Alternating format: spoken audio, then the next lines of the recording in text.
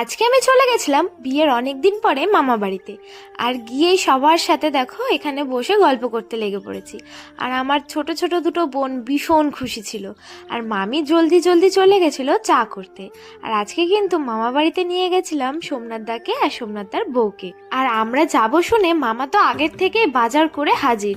আর এদিকে দেখো মামি করেছিল পরোটা, তার সাথে ছিল স্যালাড আর কষা কষা মাংস।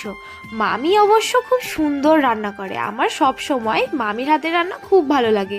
আমার আইবুড়ো ভাতের সময় এলাহি কাণ্ড করেছিল, অনেক রকমের খাবার করেছিল, আমি তো খেতে খেতেই হাঁপিয়ে পড়েছি। আর এই দেখো আমার মামা আর এই যে জামাই বসে বসে দুজনে গল্প করছে।